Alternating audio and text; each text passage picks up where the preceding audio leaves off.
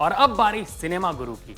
आज हम आपको बताएंगे एक्टर विलेन डैनी साहब के बारे में 10 ऐसी बातें जो आप नहीं जानते हैं। दोस्तों, डैनी साहब एक शराब की कंपनी के मालिक हैं, लेकिन उन्होंने कभी भी उस कंपनी का प्रचार नहीं किया है क्योंकि उनका मानना है कि इससे समाज में गलत संदेश जाएगा। वाह, विलेन और इतने अच्छे दिल का इंसान।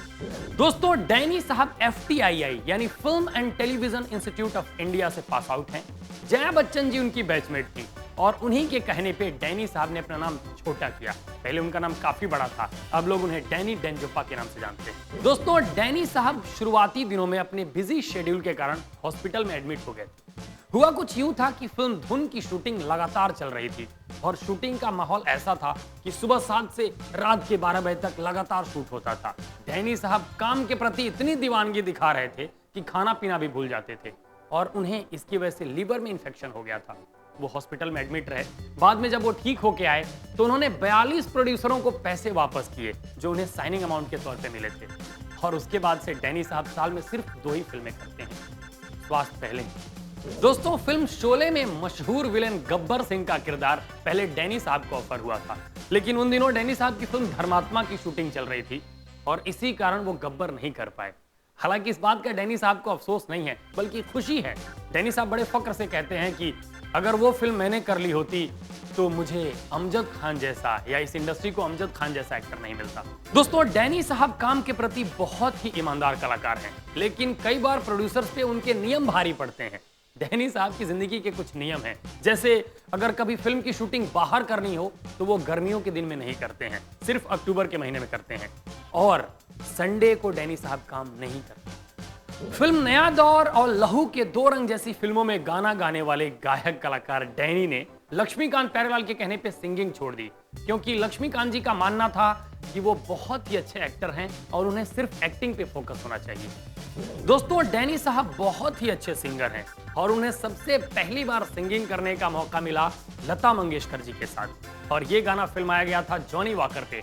फिल्म थी गुलिस्तां हमारा। दोस्तों, डैनी साहब को बहुत सारे अवार्ड मिल चुके हैं, लेकिन सन 2003 में भारत सरकार ने उन्हें पद्मश्री से नवाजा।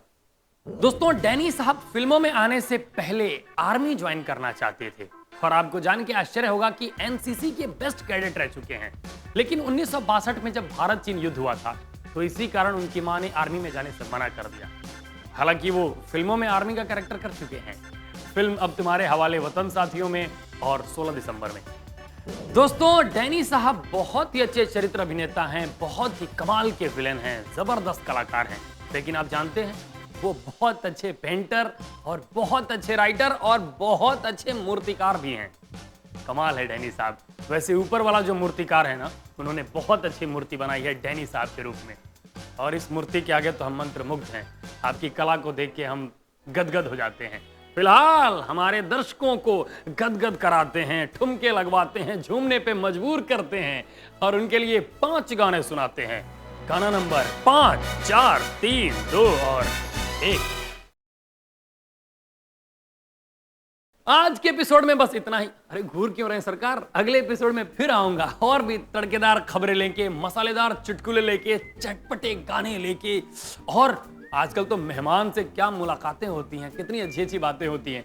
और आप भी हमारे मेहमान से कुछ स्पेशल सवाल पूछना चाहते हैं तो हमें मेल कीजिए और साथ ही जैसा पहले करते थे करते रहिए। अपने चुटकुले, अपने आइडियाज, अपने जोक्स, अपने सजेशंस आप हमें मेल करते रहें bigmagicmarketing@reliancebroadcast.com पे। तब तक गाते रहिए, गुनगुनाते रहिए और सदा मुस्कुराते रहिए और देखते रहिए अपना number 1 show big top 20 only on big magic.